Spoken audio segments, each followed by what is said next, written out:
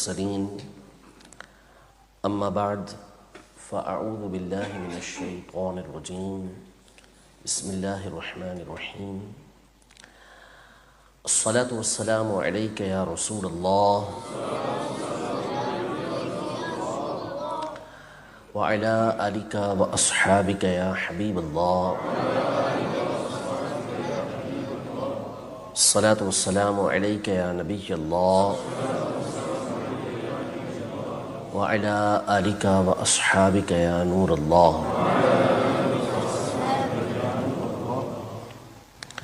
نبی محترم صلی اللہ تعالی علیہ وآلہ وسلم کا فرمان عالی شان ہے کہ کل بروز قیامت اس دن کی دہشتوں اور دشوار گزار گھاٹیوں سے جلدی نجات پانے والا یعنی چھٹکارا حاصل کرنے والا وہ شخص ہوگا جو دنیا میں مجھ پر کثرت سے درود پاک پڑھتا ہوگا۔ صلو علی الحبیب صلی اللہ تعالی علی محمد صلی اللہ تعالی علیہ وآلہ وسلم۔ اللہ جل شانہ نے قرآن مجید فرقان حمید میں ارشاد فرمایا کہ ہم نے تمہیں پیدا کیا مختلف قبیلوں میں، مختلف خاندانوں میں، تاکہ تمہاری ایک دوسرے سے پہچان ہو سکے۔ کسی کو کسی قبیلے سے، کسی کو کسی قوم سے بنایا تاکہ ایک دوسرے کو پہچان سکے۔ مقصد یہ ہے کہ ایک ہی جگہ کے سب نہیں ہیں، ایک ہی قبیلے کے سب نہیں ہیں، الگ الگ ہیں۔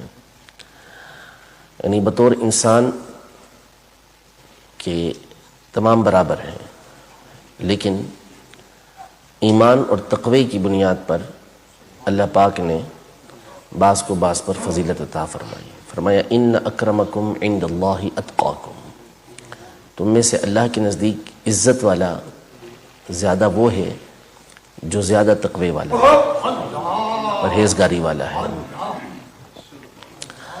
تو جس کے اندر جتنا زیادہ تقوی ہوگا، پرہیزگاری ہوگی، اتنا ہی زیادہ اس کا مقام دوسروں کے مقابلے میں بلند ہوتا ہے۔ علماء اسلام نے اس کی کچھ ترتیب بیان کی ہے۔ یہ اللہ پاک کا قاعدہ ہے، اصول ہے، اس کا ایک طریقہ کار ہے کہ اس نے ہر چیز کے اندر فضیلت کا قاعدہ رکھا ہے۔ یعنی کسی نہ کسی چیز کے ذریعے ایک چیز کو دوسری چیز پر اللہ پاک افضل بناتا ہے، فضیلت والا بناتا ہے۔ کسی کو کم فضیلت ملتی ہے، کسی کو زیادہ ملتی ہے۔ مثال کے طور پر اگر آپ دنوں کو لے لیں، ایام کو لے لیں، تو بعض دنوں کے مقابلے میں فضیلت رکھتے ہیں۔ حدیث پاک میں ارشاد فرمایا کہ یوم الجمعۃ سید الایام، کہ جمعہ کا دن جو ہے وہ تمام دنوں کا سردار ہے۔ اس دن کو اللہ پاک نے الگ سے فضیلت عطا فرمائی۔ مہینوں کی طرف آئیں تو اللہ پاک نے رمضان کے مہینے کو دوسرے مہینوں پر فضیلت عطا فرمائی۔ اور اسی طرح ہم دن اور رات کے اوقات کو دیکھیں تو ان اوقات کے اندر بھی اللہ پاک نے مختلف اوقات کو، مختلف وقتوں کو، ٹائم کو مختلف ٹائموں کے اوپر فضیلت عطا فرمائی۔ رات کا آخری پہر یہ بڑی فضیلت والا ہوتا ہے۔ اگر ہم مقامات کو دیکھیں، جگہ کو دیکھیں، تو اللہ پاک نے بہت سارے مقامات ایسے ہیں، جگہ ایسی ہیں، شہر ایسے ہیں کہ دوسرے شہروں پر اللہ پاک نے فضیلت عطا فرمائی ہے۔ جیسے مکہ مدینہ شریف ہے، بیت المقدس ہے، یہ وہ مقامات ہیں کہ جن کو دوسرے مقامات پر اللہ پاک نے فضیلت عطا فرمائی ہے۔ حتیٰ کہ اللہ جل شانہ نے آخرت میں بھی لوگوں کے درجات مقرر فرمایا وَلَلْآخِرَةُ دَرَجَةٌ أَكْبَرُ دَرَجَاتٍ وَلَلْآخِرَةُ دَرَجَاتٍ وَأَكْبَرُ تَفْضِيلًا، کہ آخرت میں بھی اللہ پاک نے لوگوں کے مختلف درجات رکھے ہوئے ہیں۔ یہ نہیں کہ سب ایک ہی کیٹیگری میں جنت کے اندر موجود ہوں گے، بلکہ الگ الگ درجوں میں اللہ پاک انہیں رکھے گا۔ اسی طرح انسانوں میں اللہ پاک نے جو اہل اسلام ہیں، اہل ایمان ہیں، ایمان لانے کی وجہ سے ان کو دوسروں کے اوپر فضیلت عطا فرمائی ہے۔ پھر ان اہل ایمان میں جو اللہ پاک کے نیک بندے ہوتے ہیں، اولیاء ہوتے ہیں، صالحین ہوتے ہیں، ان کے اندر دوسروں کے مقابلے میں تقوی اور پرہیزگاری چونکہ زیادہ ہوتی ہے، تو عام لوگوں کے مقابلے میں اللہ پاک نے ان کو فضیلت عطا فرمائی ہے۔ پھر ان اولیاء میں کیٹیگریز ہیں، الگ الگ قسم کے اولیاء ہوتے ہیں۔ ان اولیاء سے افضل جو ہے وہ صحابہ کرام علیہم رضوان، اہل بیت اطہار ہوتے ہیں۔ پھر سب سے اوپر جو درجہ اللہ پاک نے بنایا ہے وہ انبیاء کرام علیہم السلام کا بنایا ہے۔ پھر یہ انبیاء بھی، ان میں بھی دو قسمیں ہوتی ہیں۔ بعض وہ ہوتے ہیں کہ جو صرف نبی ہوتے ہیں، جن کو اللہ پاک نے لوگوں کی ہدایت کے لیے بھیجا ہوتا ہے۔ ان میں جو فضیلت والے ہوتے ہیں وہ رسول کہلاتے ہیں، کہ ان کے اوپر الگ وحی نازل ہوتی ہے، ان کے لیے شریعت ہوتی ہے جس کی وہ آگے تبلیغ کرتے ہیں۔ تو یہ عام انبیاء کرام علیہم السلام کے مقابلے میں افضل ہوتے ہیں۔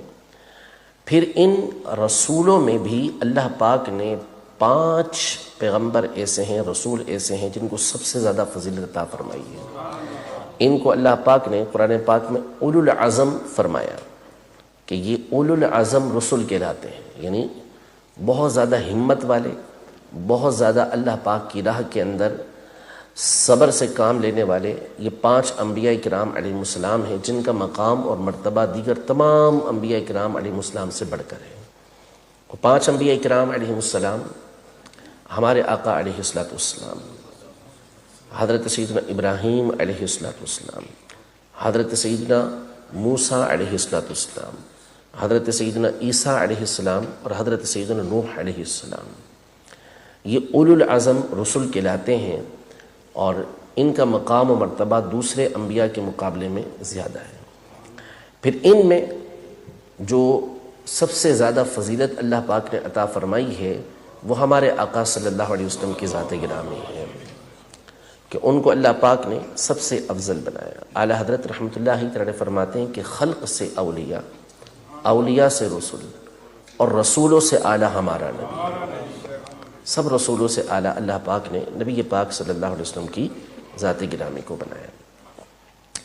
رسول کریم صلی اللہ تعالیٰ علیہ وسلم کی ذات کے بعد جس کو اللہ پاک نے سب سے بڑھ کر فضیلت عطا کی وہ حضرت سیدنا ابراہیم علیہ السلام کی ذات گرامی ہے، کہ ان کو جو مقام اور مرتبہ ملا یہ دوسرے دیگر تمام انبیاء کرام علیہ السلام سے بڑھ کر اللہ پاک نے مقام اور مرتبہ عطا فرمایا۔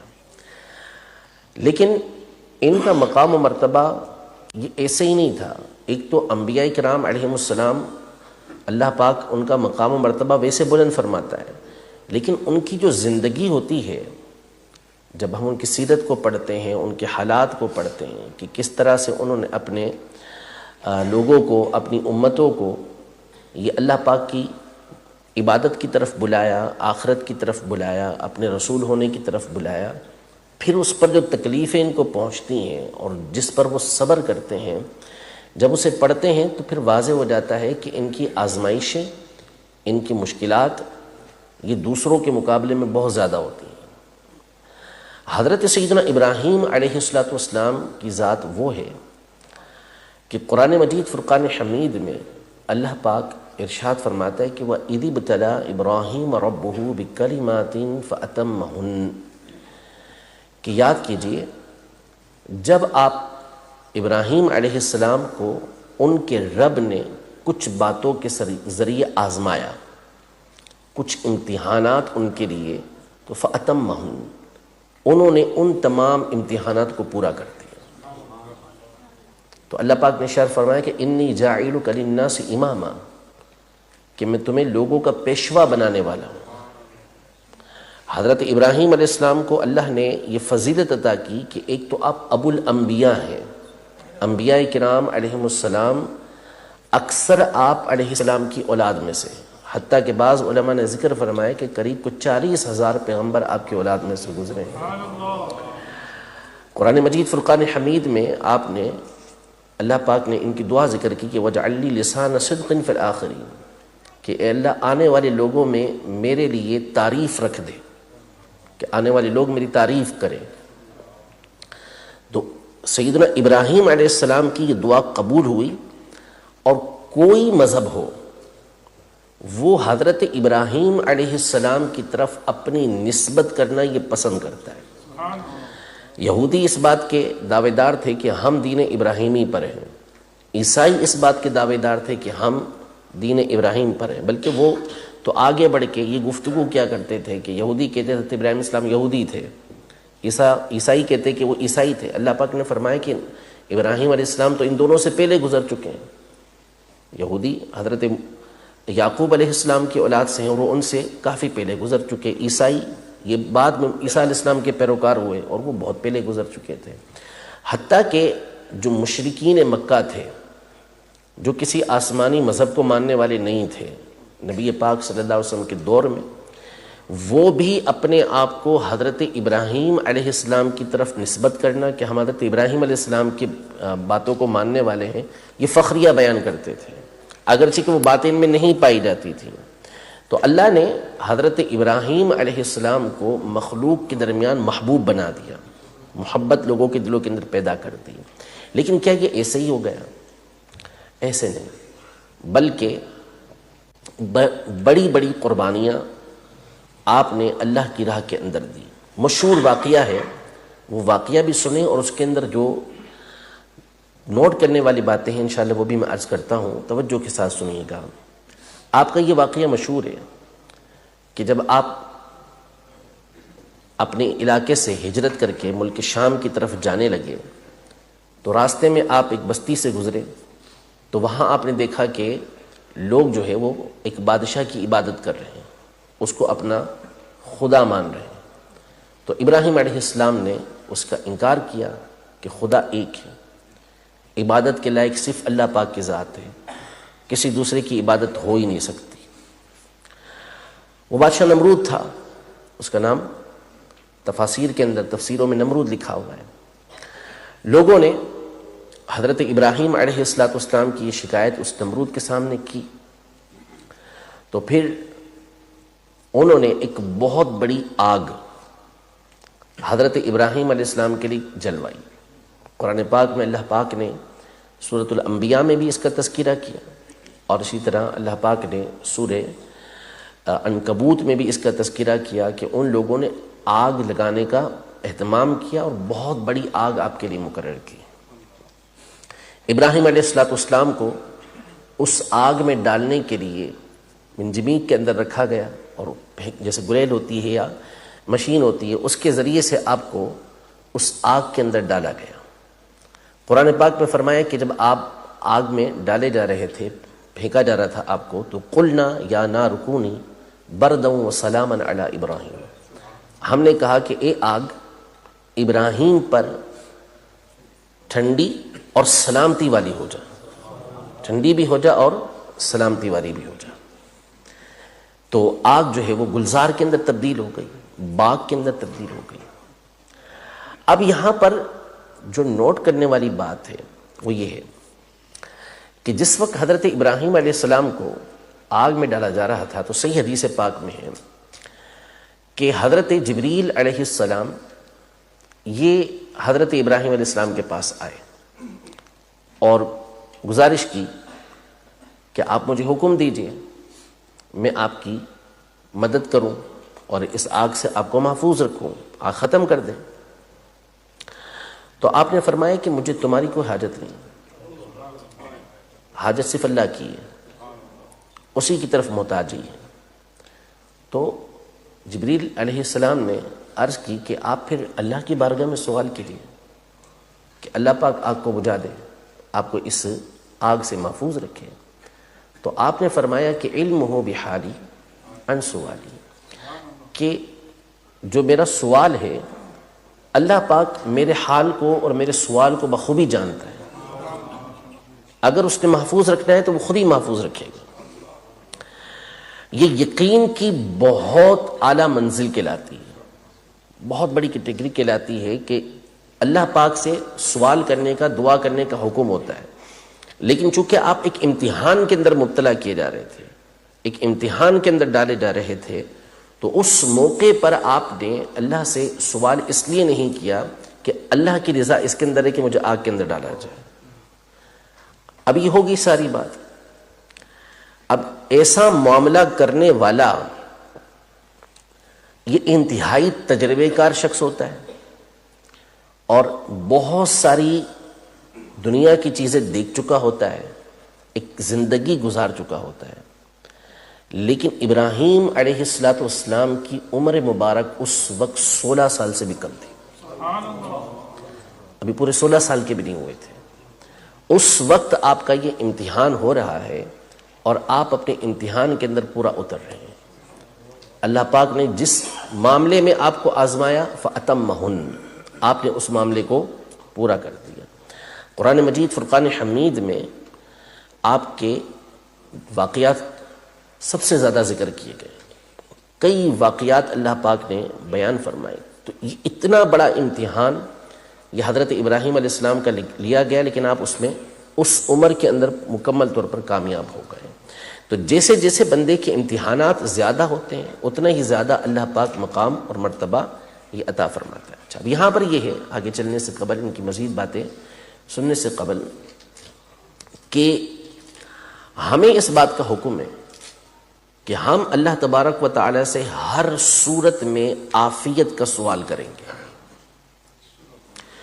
کسی صورت بھی اللہ تبارک و تعالی سے امتحان کا سوال نہیں کرنا چاہیے, ہمیشہ عافیت اور اللہ کا فضل مانگنا چاہیے. وَاسْأَلُوا اللَّهَ مِن فَضْلِ, قرآن پاک یہی ارشاد فرماتے ہیں کہ اللہ سے اس کے فضل کا سوال کرو. ایک صحابی رضی اللہ تعالی عنہ نے صبر کی دعا کی کہ مجھے صبر کی نعمت عطا فرما. تو فرمایا بہت بڑا سوال کیا ہے. یعنی مطلب کیا ہوا صبر کے سوال کا, کہ پہلے آزمائش میں پڑھو, اب جب آزمائش آ جائے گی تو پھر اس پہ صبر کریں گے. نہیں, اللہ پاک سے عافیت کا سوال کرو کہ عافیت سے بڑھ کر کوئی چیز, کوئی نعمت نہیں ہے کہ جو بندے کو دی گئی ہے.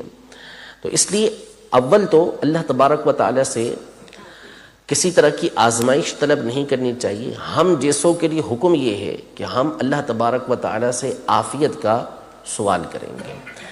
دوسرا, اللہ پاک پر توکل اور اعتماد, اس کا معنی سمجھنا ضروری ہے. بالخصوص اللہ پاک کی رحمت پر جو ہمیں توکل کرنا ہے, جو اعتماد کرنا ہے, اس حوالے سے چند باتیں یہ غور سے سمجھنا بہت ضروری ہے. نمبر ایک یہ کہ اللہ پر توکل کا مطلب اللہ کو آزمانا نہیں ہوتا, کہ اللہ تبارک و تعالیٰ سے کوئی ہم ایسا امتحان نعوذ باللہ لے رہے ہیں کہ ہم دیکھیں کہ اللہ پاک اس موقع پر ہماری مدد کرتا ہے یا نہیں کرتا. اعلیٰ حضرت امام اہل سنت رحمۃ اللہ تعالی علیہ کے والد گرامی مولانا نقی علی خان رحمۃ اللہ تعالی علیہ نے اپنی کتاب احسن البیعہ میں ایک واقعہ نقل کیا کہ حضرت عیسیٰ علیہ السلام سے شیطان نے کہا کہ اگر آپ کو اپنے رب کے اوپر بھروسہ ہے تو آپ اپنے آپ کو پہاڑ سے گرا لیں, تو اللہ پاک آپ کو بچا لے گا, آپ کا رب آپ کو محفوظ رکھے گا, آپ کو اس پر بھروسہ ہے. تو عیسیٰ علیہ السلام نے ارشاد فرمایا کہ میں اپنے رب کو آزماتا نہیں, اس کا امتحان نہیں لیتا. تو اس لیے اللہ پاک سے جو اس پر توکل اور بھروسہ کرنا ہے اس کا معنی یہ نہیں کہ ہم اس کو آزمائیں. دوسرا یہ کہ توکل جو ہوتا ہے, بھروسہ رکھنا اللہ تبارک و تعالیٰ کی ذات پر, اس کا مطلب یہ نہیں ہوتا کہ بندہ اسباب کو, یعنی جو چیزیں ایسی ہوں کہ جن کے ذریعے سے بندے کی حفاظت ہو سکتی ہے, چیزیں حاصل کرنے کے لیے جو ذریعے ہمارے پاس موجود ہیں اس کو ختم کر دے. سبب کو ختم کرنا, ذریعے کو ختم کرنا, یہ توکل نہیں ہے. معنی یہ ہے توکل کا, اللہ پر بھروسے کا, کہ بندہ اپنی ڈیوٹی پوری کرے گا, اپنے معاملات پورے کرے گا, اسباب پورے اختیار کرے گا, پھر اس کے بعد اللہ پاک کی ذات پر بھروسہ کرے گا. اس کو کہتے ہیں, ایک مشکل زبان میں آپ کہہ رہے ہیں, اس کو اور آسان کرنے کے لیے کہ اسباب کو اختیار کر کے خالق کے اسباب پر نظر رکھنا. یعنی اسباب ہم اختیار کریں گے لیکن اس کو یہ نہیں سمجھیں گے کہ یہ سبب ہی ہمارا کام کرنے والا ہے, کام کرنے والی اللہ کی ذات ہے. ایک صحابی رضی اللہ تعالی عنہ بارگاہ رسالت میں حاضر ہوئے اور عرض کیا رسول اللہ صلی اللہ علیہ وسلم میں اپنی اونٹنی کو باندھوں یا کھلا چھوڑ دوں، اللہ پہ توکل کروں؟ تو فرمایا کہ اونٹنی کو باندھ کر، اونٹ کو باندھ کر اللہ پاک پر توکل کرو، یعنی اپنا کام اپنا سبب تم نے پورا کر لیا، پھر اس کے بعد نظر تمہاری اللہ تبارک و تعالیٰ کی ذات پر ہونی چاہیے۔ نمبر 1 یہ۔ نمبر 2، قرآن مجید فرقان حمید میں اللہ پاک نے اپنی بے پایا رحمت کا ذکر فرمایا۔ فرمایا وَرَحْمَتِي وَسِعَتْ كُلَّ شَيْءٍ، میری رحمت ہر شے سے بڑھ کر ہے، ہر شے پر میری رحمت حاوی ہے۔ سبقت رحمتی غضبی، میری رحمت میری غضب پر سبقت لے گئی، اس پر حاوی ہے، بڑھ کر ہے اس سے۔ فرمایا قل یا عبادی الذین اسرفوا علی انفسہم لا تقنطوا من رحمت اللہ ان اللہ یغفر الذنوب جمیعا انہ هو الغفور الرحیم۔ آپ فرمائیے کہ میرے وہ بندو کہ جنہوں نے اپنی جانوں پر ظلم کیا، اللہ کی رحمت سے مایوس نہ ہو، بے شک اللہ سارے گناہ معاف فرما دیتا ہے، وہ ہر طرح کے گناہ معاف کرنے والا، رحم فرمانے والا ہے۔ اس طرح قرآن مجید فرقان حمید کی اور بہت ساری آیتیں ہیں جس میں اللہ پاک نے اپنی رحمت کا ذکر فرمایا ہے کہ بہت اللہ پاک رحمت فرمائے گا۔ لیکن اس رحمت کا معنی بھی سمجھنا ضروری ہے۔ ہمارے یہاں جملے اس طرح کے عام ہو جاتے ہیں کہ اللہ پاک معاف فرمانے والا ہے، کوئی گناہ کریں گے، کوئی غلطی کریں گے، کوئی اللہ پاک کی عبادت کو چھوڑ دیں گے، نماز پڑھنے کا کہیں تو اللہ پاک معاف فرمانے والا ہے۔ تو یہ جملے بول دیے جاتے ہیں، اس کو سمجھنا ضروری ہے کہ اللہ پاک کی جو رحمت ہوتی ہے اس کا مطلب کیا ہے، اس کی رحمت پر بھروسہ رکھنے کا مطلب کیا ہے۔ اس کا معنی امام غزالی رحمۃ اللہ تعالی علیہ نے جامع ترمذی کی ایک حدیث کی روشنی میں یہ سمجھایا کہ ایک شخص کھیتی اگانا چاہتا ہے، کھیتی باڑی کرنا چاہتا ہے، تو اب سب سے پہلے وہ یہ کام کرے گا کہ کوئی ایسی زمین ڈھونڈے گا کہ جو کھیتی باڑی کے لیے مناسب اور اچھی ہو، پھر اس کے بعد اس میں ہل چلائے گا، بیج بوئے گا، ہل چلائے گا، اس کے اوپر اسے جو پانی دے سکتا ہے وہ پانی دے گا، اس پہ اسپرے کروائے گا، جو بھی بچاؤ کی صورت ہوگی وہ کوشش کرے گا۔ اس نے اچھی زمین کے اندر بیج بو کر اس کے بعد اس کے اوپر ہل چلا لیا، جانوروں سے، پرندوں سے اس کی حفاظت کا اس نے انتظام کر لیا۔ اب وہ اللہ پاک کی رحمت پر امید رکھتا ہے کہ اللہ پاک بارش برسائے گا یا اللہ پاک سورج کی کرنیں اس پر ڈالے گا تو میری کھیتی اگے گی۔ ایسا شخص یہ اللہ پاک کی رحمت پر بالکل ٹھیک انداز میں بھروسہ کرنے والا ہے کہ اپنا اس کا جو کام تھا وہ اس نے پورا کر دیا، اب وہ اللہ تبارک و تعالیٰ کی رحمت پر امید رکھ رہا ہے کہ اللہ تبارک و تعالیٰ میری اس کھیتی کو بہتر سے بہتر بنا دے گا، اچھی مجھے روزی اللہ پاک عطا فرمائے گا۔ اس کے برعکس ایک شخص یہ کھیتی کرنا چاہتا ہے لیکن سب سے پہلے تو وہ ایک بنجر زمین تلاش کرتا ہے، بنجر زمین پر اوپر ہی وہ بیج ڈال دیتا ہے، اسی کے اوپر وہ ہل چلا دیتا ہے، پھر اس کے بعد وہ امید رکھتا ہے کہ اللہ پاک بارش برسائے گا، سورج کی کرنیں اس پہ پڑیں گی اور کھیتی اگائے گی۔ اللہ پاک کی رحمت ہے، اللہ پاک کے لیے کیا مشکل ہے کہ بندہ بیج بنجر زمین کے اوپر ڈالے، سخت زمین کے اوپر ڈالے، اللہ پاک تو قادر ہے، وہ چاہے گا تو اس سے بھی اللہ پاک کھیتی اگا دے گا۔ لیکن کیا ایسے شخص کو یہ کہا جائے گا کہ یہ اللہ کی رحمت پہ صحیح بھروسہ کر رہا ہے؟ ہرگز ہم یہ نہیں کہیں گے کہ وہ صحیح بھروسہ کر رہا ہے۔ تو امام غزالی رحمۃ اللہ تعالی علیہ اسی کو مثال کے بعد سمجھاتے ہیں کہ یہی اللہ تبارک و تعالی کی رحمت کا معاملہ ہے کہ بندے کو جن چیزوں کا حکم دیا گیا، جن چیزوں کے کرنے کا حکم دیا گیا وہ کام کرے، جن چیزوں سے بچنے کا حکم دیا گیا کہ ان چیزوں سے بچنا ہے ان چیزوں سے بچے۔ اب ظاہر ہے کہ بندہ اپنے طاقت کے مطابق وہ کام کر سکتا ہے، اللہ پاک کا حق کبھی ادا نہیں کر سکتا۔ قرآن پاک میں اللہ پاک نے ارشاد فرمایا کہ وَاتَّقُوا اللَّهَ حَقَّ تُقَاتِهِ، ارشاد فرمایا یا ایھا الذین آمنوا اتقوا اللہ حق تقاتہ، اے ایمان والو اللہ سے ایسا ڈرو جیسا کہ اس سے ڈرنے کا حق ہے، عرض کی گئی کہ ہم کیسے ویسے ڈر سکتے ہیں اللہ پاک سے؟ تو فرمایا دوسرے مقام پر اس آیت کو منسوخ کیا. پہلے یہ حکم تھا کہ اللہ سے جیسا ڈرنے کا حق ہے ویسا ڈرو، لیکن ہم نہیں کر سکتے اس طرح کا، ویسا تقوی اختیار نہیں کر سکتے جیسا تقوی اختیار کرنے کا حکم ہے. تو فرمایا فاتقوا اللہ ما استطعتم، جتنی تمہارے اندر طاقت ہے، قدرت ہے، اتنا اللہ پاک سے ڈرتے رہو، یعنی تقوی اختیار کرو.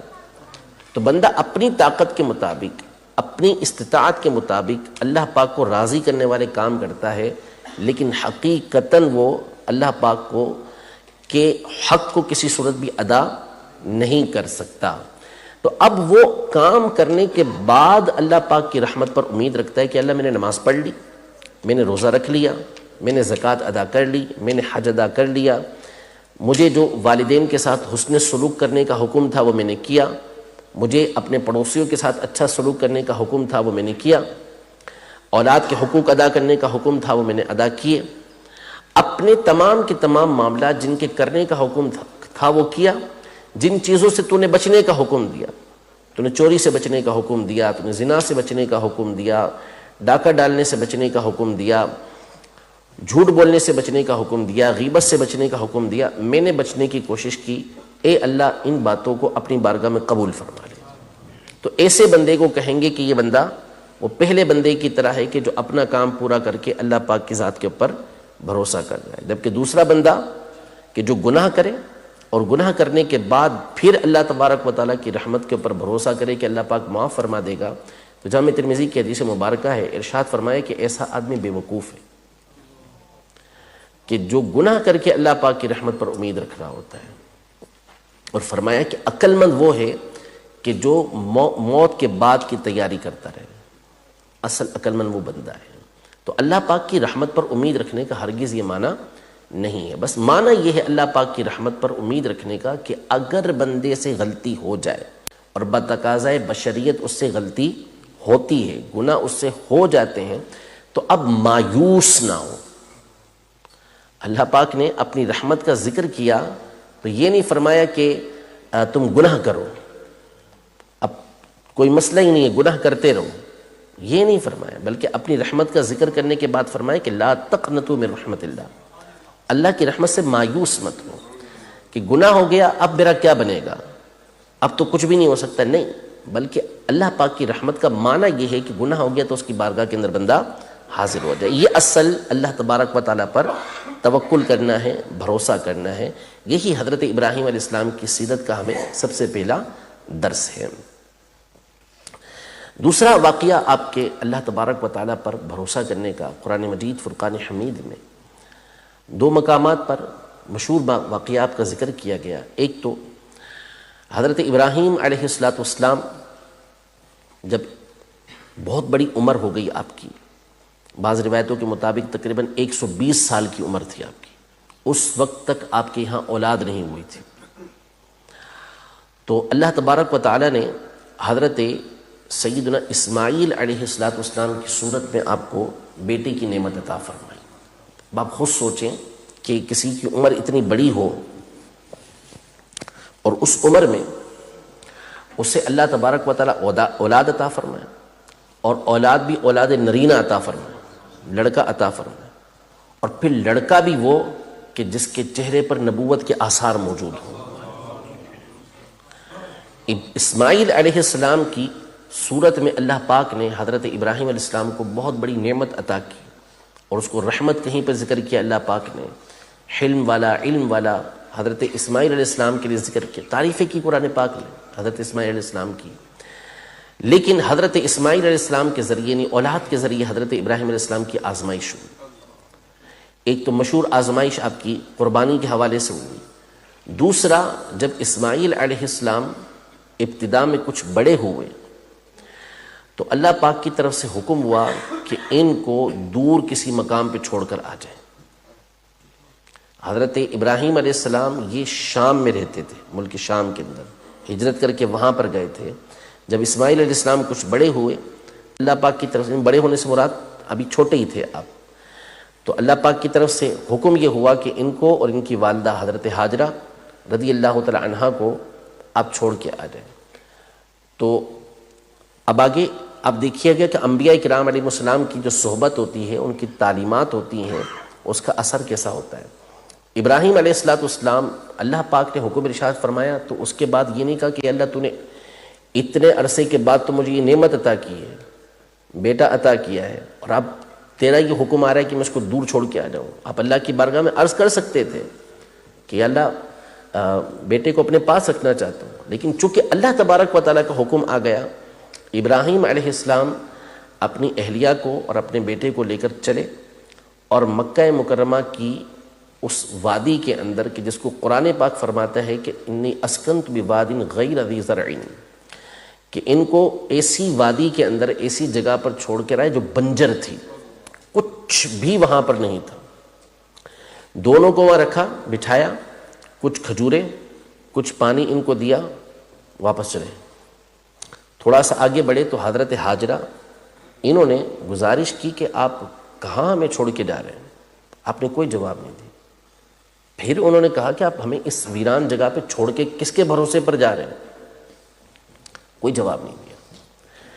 پھر تیسری مرتبہ کہا کہ اچھا آپ اتنا بتائیے کہ کیا آپ ہمیں یہاں اللہ کے حکم سے چھوڑ کے جا رہے ہیں؟ تو ابراہیم علیہ السلام نے ارشاد فرمایا کہ ہاں، میں اللہ تبارک و تعالیٰ کے حکم سے تمہیں یہاں چھوڑ کر جا رہا ہوں۔ تو حضرت سیدہ ہاجرہ رضی اللہ تعالی عنہا نے کہا کہ اگر ایسا ہے تو اللہ تبارک و تعالیٰ ہمیں کبھی بھی ضائع نہیں کرے گا، یعنی ایسا نہیں ہوگا کہ اللہ پاک نے ہمیں حکم دے دیا، اللہ پاک کے حکم سے آپ ہمیں یہاں چھوڑ کے جا رہے ہیں تو اب ہمیں اللہ پاک ضائع کر دے۔ یہ حضرت ابراہیم علیہ السلام کی صحبت کا، ان کی تعلیمات کا اثر تھا کہ ان کی اہلیہ کو بھی اللہ پاک نے یقین کی یہ دولت عطا فرمائی تھی، اس پر توکل کی، بھروسے کی یہ نعمت عطا فرمائی تھی کہ جب اللہ پاک نے حکم دے دیا ہے تو اس مقام پر جو کچھ بھی نظر نہیں آ رہا، اللہ پاک کوئی نہ کوئی سبب بنا دے گا۔ پھر آپ کا مشہور واقعہ ہے کہ اسماعیل علیہ السلام کو آپ دودھ پلاتی تھیں، کھجوریں ختم ہو گئیں، پانی ختم ہو گیا تو دودھ خشک ہو گیا، دودھ آتا نہیں تھا، تو اس کی تلاش میں پھر آپ صفا اور مروہ کے درمیان آپ نے 7 چکر لگائے۔ صفا کی پہاڑی پر چڑھتی کہ کوئی چشمہ نظر آ جائے، پھر آپ نیچے اترتی، ابراہیم علیہ السلام کو دیکھتی رہتی، یہاں تک کہ آپ جو آج ہمارے میلین اخدرین کہلاتے ہیں، جہاں سبز لائٹیں لگی ہوتی ہیں، وہاں سے اسماعیل علیہ السلام نظر نہیں آتے تھے، تو پھر آپ تیزی سے بھاگتی تھیں۔ اب یہ آج کل کا وہ ماربل والا فرش نہیں تھا، اس وقت یہ پتھریلی زمین تھی، اور چپل بھی نہ جانے ان کے پاس تھی، اور تھی تو کیسی تھی۔ تو اس حال میں وہ وہاں سے دوڑتی، پھر جب اسماعیل علیہ السلام نظر آنا شروع ہوتے تو دوبارہ آہستہ ہو جاتی، یہاں تک کہ مروہ کی پہاڑی پہ چڑھ کے دوبارہ تلاش کرتی۔ پھر اسماعیل علیہ السلام کی قدموں کی رگڑ کی وجہ سے یا حضرت جبریل علیہ السلام کی ٹھوکر کی وجہ سے اللہ پاک نے زمزم کا کنواں وہاں سے نکالا۔ یہ جو آپ نے کہا تھا نا کہ اللہ پاک ہمیں ضائع نہیں کرے گا، تو اللہ پاک نے زمزم کا کنواں وہاں سے نکالا۔ تو پھر اس دور کے مطابق ہوا یہ کہ زمزم کوئی بھی وہاں پہ موجود نہیں تھا، صرف یہ 2 ہستیاں وہاں پہ موجود تھیں۔ آپ نے زمزم کو وہاں پہ روکا، مٹی لگا کے اس کا کنواں بنایا، تو پرندے جو ہے وہ پانی کی تلاش میں وہاں سے گزرتے تھے اور وہاں پر اترتے تھے۔ اللہ نے آبادی کیسے پیدا کی کہ اس دور میں جو قبیلے ہوتے تھے، لوگ ہوتے تھے، وہ ایک جگہ سے دوسری جگہ ہجرت کرتے رہتے تھے، گھومتے رہتے تھے، جہاں پانی ملتا، جہاں آپ جو کھیتی باڑی ہوتی تو وہاں پہ رک جایا کرتے تھے۔ تو قبیلہ جرہم تھا، ان لوگوں نے دیکھا کہ اس مقام پر پانی موجود ہے، کیونکہ جو پرندے ہیں یہاں پر اتر رہے ہیں، تو تلاش کرتے کرتے یہاں پر پہنچ گئے، اور پھر ان کی آبادی وہاں پر بڑھتی چلی گئی، بڑھتی چلی گئی۔ آج جو آباد ہے، اللہ تبارک و تعالیٰ نے جو وہاں پر آبادی رکھی ہے، اس دور سے آبادی شروع ہوئی۔ کعبے نے اللہ کی بارگاہ میں گزارش کی تھی کہ یا اللہ، میرے ارد گرد بڑی بے آبادی ہے، بہت کم لوگ میرے پاس ہوتے ہیں، بے آباد ہوتا ہوں میں۔ تو اللہ پاک نے ارشاد فرمایا کہ میں ان قریب ایسی قوم پیدا کروں گا جو تیری طرف ایسے آئیں گے جیسے کبوتری اپنے انڈوں کی طرف آتی ہے۔ تو وہ جو وادی تھی جو بے آباد تھی، اللہ پاک نے حضرت ابراہیم علیہ السلام اور حضرت اسماعیل علیہ السلام کے اس توکل اور بھروسے کی بنیاد پر، حضرت ہاجرہ کے اس توکل اور بھروسے کی بنیاد پر وہاں پر آبادی بھی پیدا کی، اور ایسے لوگ پیدا کی کہ جو آج کعبے کے گرد پروانہ وار یہ گھومتے ہیں۔ تو اللہ تبارک و تعالی ہم سب کو بھی یقین کی دولت نصیب فرمائے، اور اللہ پاک پر جو صحیح طور پر بھروسہ کرنا ہے، کامل بھروسہ کرنا ہے، وہ کرنے کی توفیق عطا فرمائے۔ قرآن مجید فرقان حمید میں حضرت ابراہیم علیہ السلام کے اور بھی واقعات ذکر کیے، لیکن آپ کی کچھ خصوصیات ذکر فرمائیں۔ سورۃ الحجر کے آخر میں اللہ پاک ارشاد فرماتا ہے، ان ابراہیم کان امۃ قانتا للہ حنیفا ولم یک من المشرکین، کہ بے شک ابراہیم جو ہے یہ امت ہیں۔ کانا امتن، کیا لفظ استعمال ہوا ہے؟ امت کا۔ امت کا معنی کیا ہے؟ امت تو پورا ایک گروہ ہوتا ہے نا، ایک جماعت ہوتی ہے، پورے افراد ہوتے ہیں، جیسے ہم امت نبی پاک صلی اللہ علیہ وسلم کی۔ لیکن ابراہیم علیہ السلام کے لیے اللہ پاک نے فرمایا کہ آپ امت ہیں، تو اس کا کیا مطلب ہے؟ امت تو افراد کے اوپر ہوتی ہے، مختلف چیزیں اس کے اندر ہوتی ہیں، تو اس کا مطلب یہ فرمایا کہ ایک بہت بڑی امت کے اندر جو خصوصیات ہوتی ہیں وہ ساری کی ساری حضرت ابراہیم علیہ السلام کے اندر موجود تھیں۔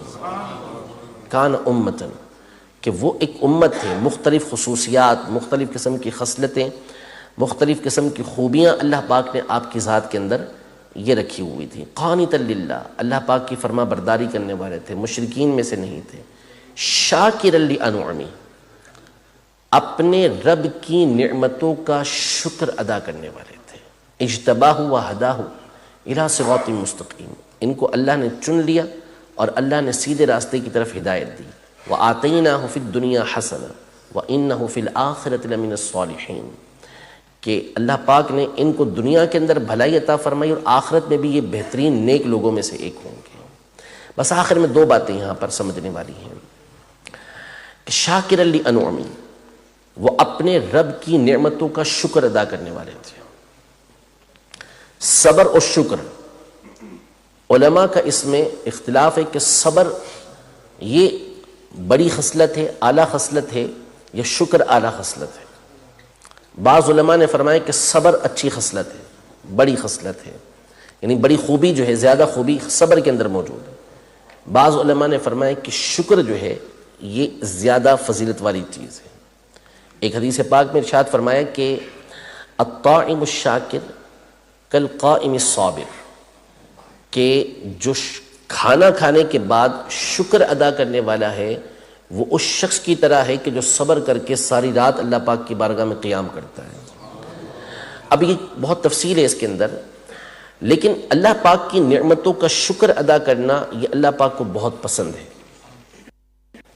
اللہ پاک محتاج نہیں ہے شکر کا ہمارے، لیکن شکر کی جو نعمت ہے یہ بہت کم پائی جاتی ہے۔ اللہ پاک فرماتا ہے وَقَلِيلٌ مِّنْ عِبَادِيَ الشَّكُورُ، میرے بندوں میں شکر ادا کرنے والے بہت تھوڑے لوگ ہیں۔ اللہ پاک کی نعمتوں کا جو شکر ادا کرنا ہے، اس کا معنی کیا ہے، اس کو سمجھنا بہت ضروری ہے۔ شکر ادا کرنے کا ایک معنی تو یہ ہوتا ہے کہ ہم اپنی زبان سے اللہ تبارک و تعالیٰ کا کسی نعمت کے اوپر شکر ادا کرتے ہیں کہ یا اللہ تیرا شکر ہے، تو نے مجھے یہ نعمت عطا کی ہے۔ یہ بھی شکر کا ایک درجہ ہے۔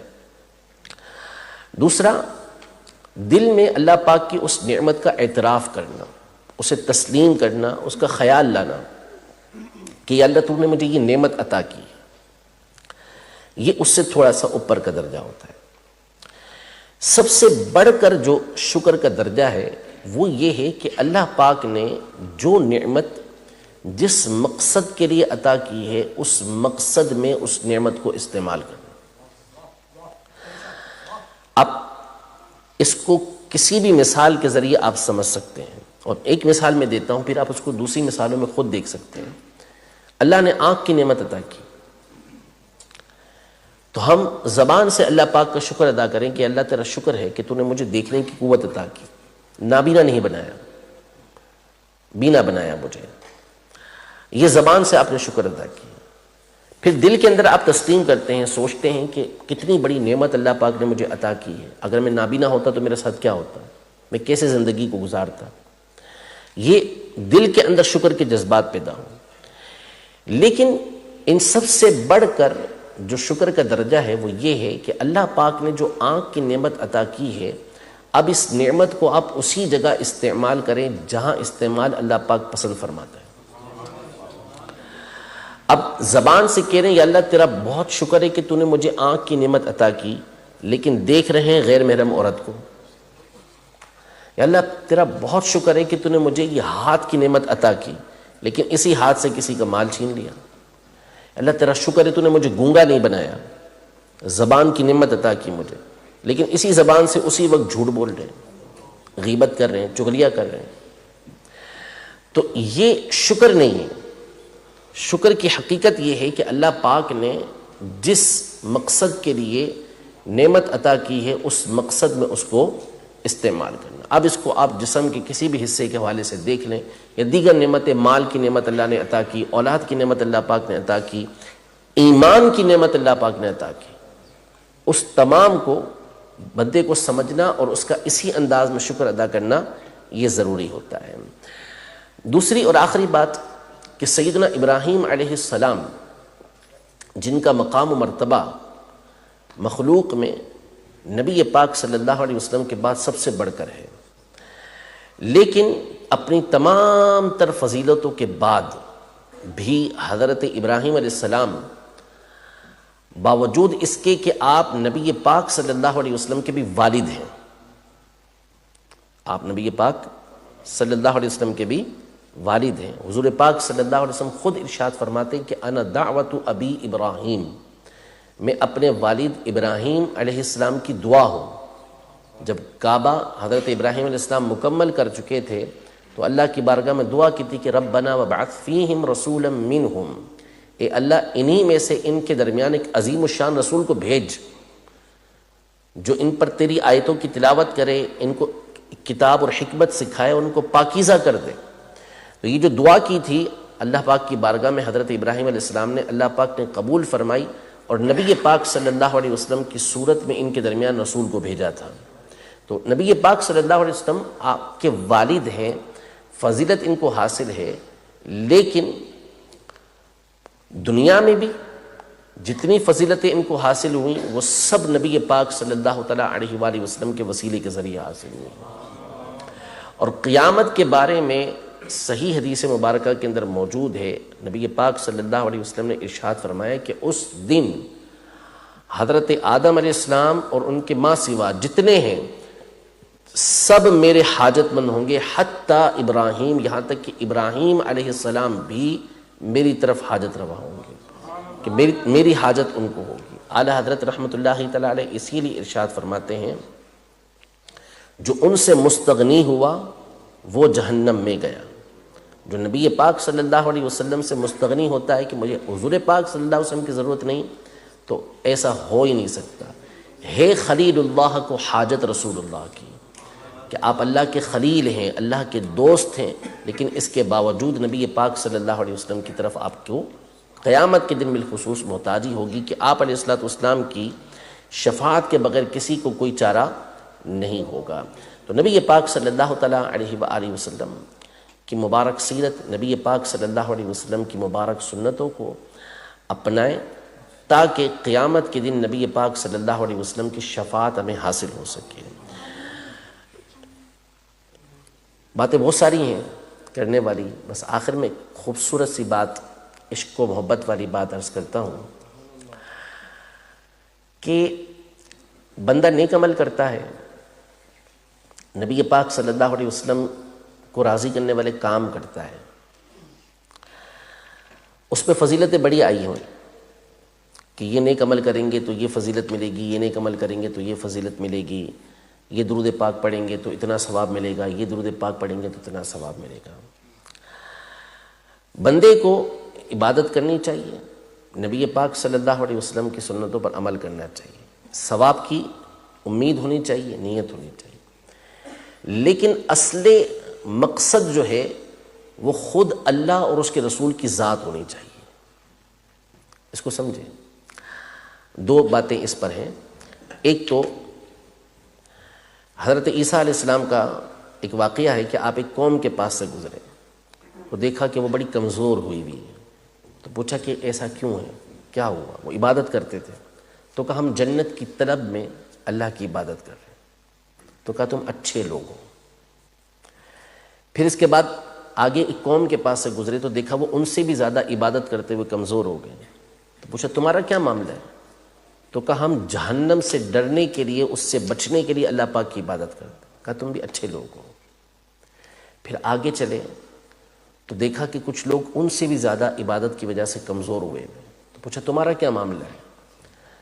تو انہوں نے عرض کی کہ ہم اللہ تبارک و تعالیٰ کو راضی کرنے کے، اللہ تبارک و تعالیٰ کی رضا حاصل کرنے کے لیے عبادت کرتے ہیں. تو فرمایا اصل تم ہی لوگ.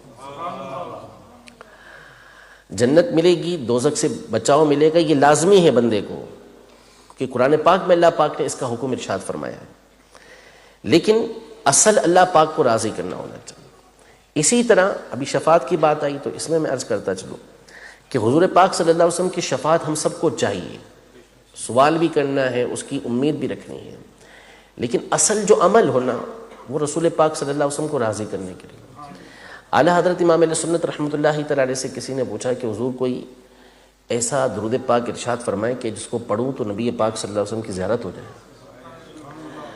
اعلیٰ حضرت رحمۃ اللہ تعالی علیہ نے کشف الغمہ کے حوالے سے ایک درود پاک ذکر کیا کہ یہ درود پاک پڑھیں، مدنی پنصورے میں بھی موجود ہے وہ، تو اسے پڑھیں گے تو اس سے نبی پاک صلی اللہ علیہ وسلم کی زیارت ہوگی. لیکن آپ نے فرمایا کہ درود اس لیے نہیں پڑھنا. کتنی بڑی بات ہے نبی پاک صلی اللہ علیہ وسلم کی زیارت کے لیے. کہ درود اس لیے نہیں پڑھنا کہ نبی پاک صلی اللہ علیہ وسلم کی زیارت ہو، درود اس لیے پڑھنا کہ نبی پاک صلی اللہ علیہ وسلم کا حق ہے.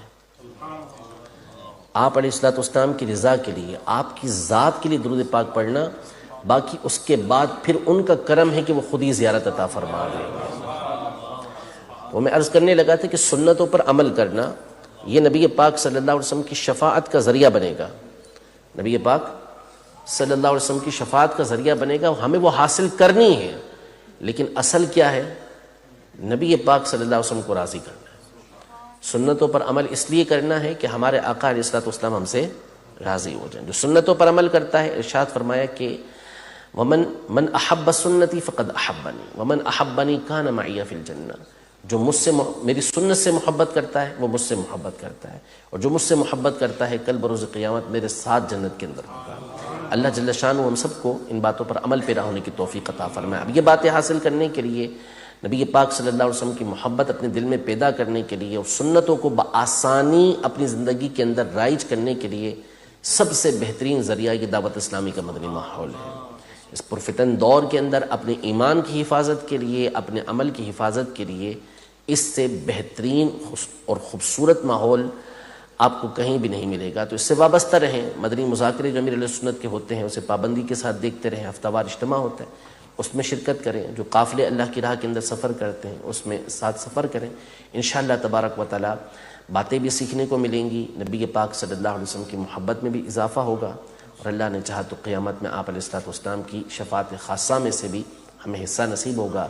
اللہ پاک ہمیں ان باتوں پر عمل پیرا ہونے کی توفیق عطا فرمائے. آمین بجاہ النبی الامین صلی اللہ تعالی علیہ وآلہ وسلم.